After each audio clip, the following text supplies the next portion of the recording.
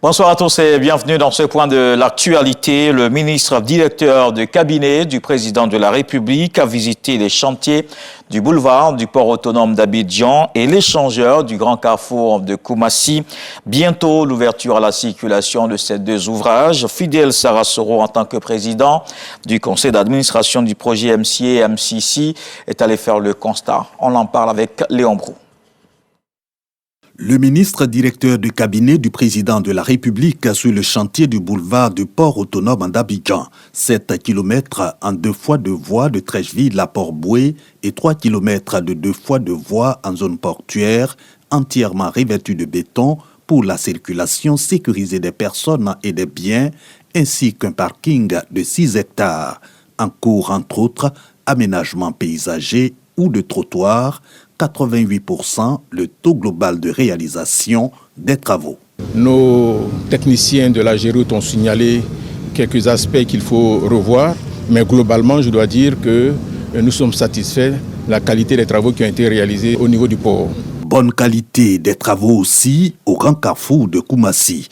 L'échangeur et ses infrastructures annexes pour fluidifier la circulation dès leur mise en service le 31 mai 2025, réalisée à 76%. La mise en service va se faire le 31 mai. Il y aura encore des travaux au sol qui vont se faire.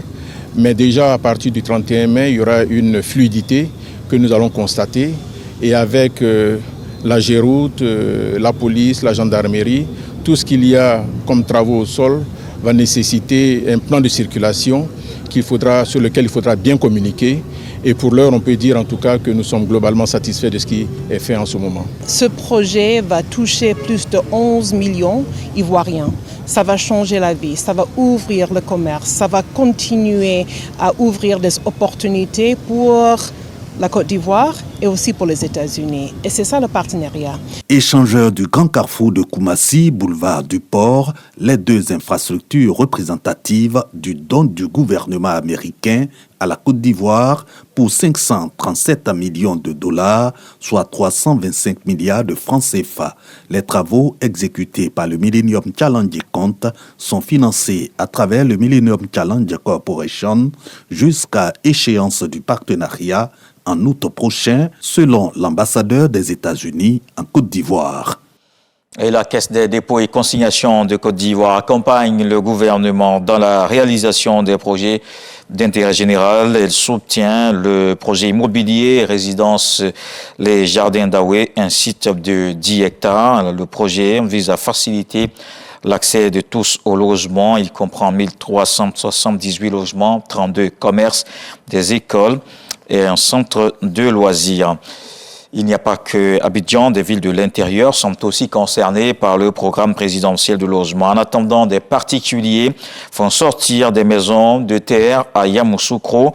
Des projets immobiliers s'enchaînent dans la capitale politique.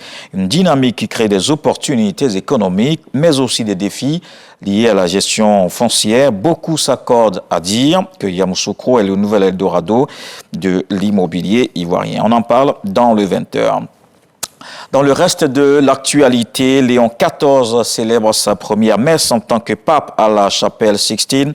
Il a déploré le recul de la foi au profit d'autres certitudes comme la technologie, l'argent, le succès, le pouvoir.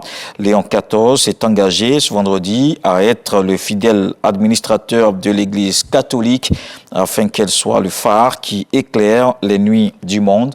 La messe terminée, le souverain pontife a été applaudi par les cardinaux lors de sa sortie de la chapelle Sixtine au Vatican. Et sur le continent, ici au Mali, une centaine de partis politiques parmi les plus représentatifs du pays ont publié un communiqué daté du 7 mai. Ils rejettent la suspension de leurs activités et qualifient la mesure de liberticide et antidémocratique. Une décision annoncée sur décret du président de la transition, le général Assimi Goïta, pour raison d'ordre public. C'était en mai dernier. La suspension qui concerne aussi les associations à caractère politique intervient moins d'une semaine après le début d'un mouvement de contestation inédit. Un rassemblement était initialement prévu ce vendredi.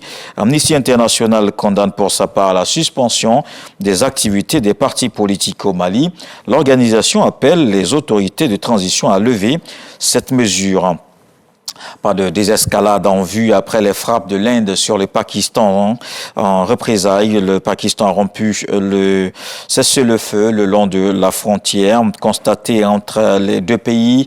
24 aéroports ont été fermés ainsi que toutes les écoles du Pendjab et du Cachemire. Les autorités indiennes préparent la population à une guerre qui pourrait s'aggraver. Les deux pays s'attaquent avec des drones et missiles.